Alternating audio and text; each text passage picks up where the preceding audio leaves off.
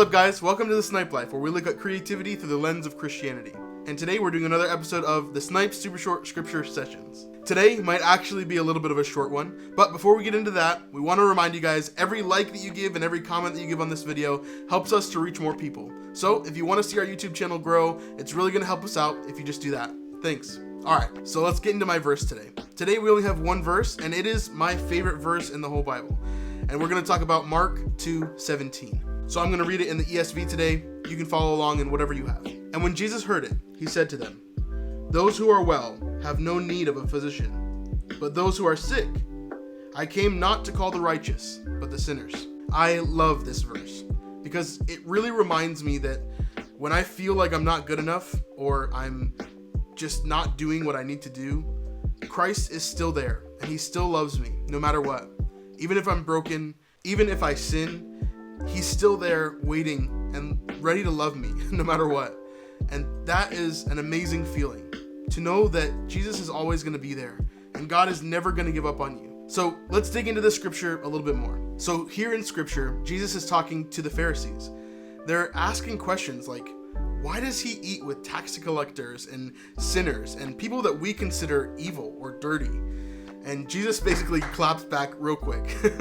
He comes back and he says, well, you know, it's not the righteous or the people who think that they're all right that need a doctor. It's the people who are sick and the people that know that they are broken that need a doctor. And I think that's the real key to this whole passage.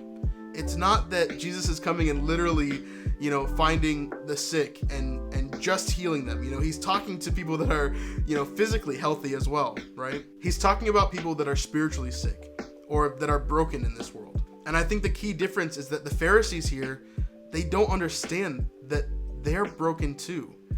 Because everyone, right? Everyone in the world is broken. Everyone in the world sins daily. Everyone in the world is not perfect. And the standard to be a follower of Christ and to get into heaven is to be perfect. That's the contract that we signed as humanity, right? Is that we would be perfect. And this contract is binding. In the Old Testament, when they used to do contracts like this, they called them covenants. And basically what happened is they would take a bunch of farm animals, right? A bunch of animals that they had, and they would cut them down the middle and they would separate them. And in the middle turned into an aisle. And so you would walk through the aisle, and you and your partner, whoever you were making the covenant with, would walk through, and it would be a binding agreement. So basically what you're saying in doing this is that if you break the agreement, then there's death. If you break the agreement, then there's death. But the beautiful thing about Christ is that he knows that we're broken. He knows that we're imperfect and that we're sick and that we're sinners.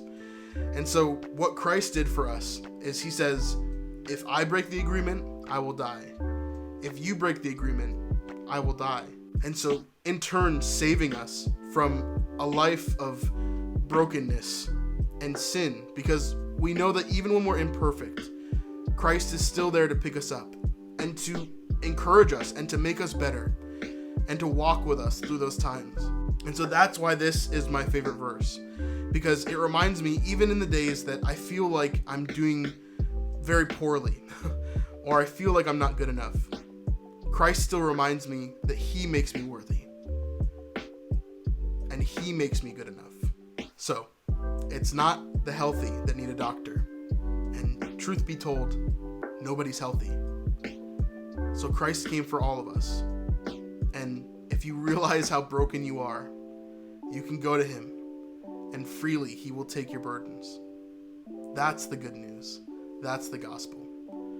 And that's my favorite verse. Thanks for hanging out with us today.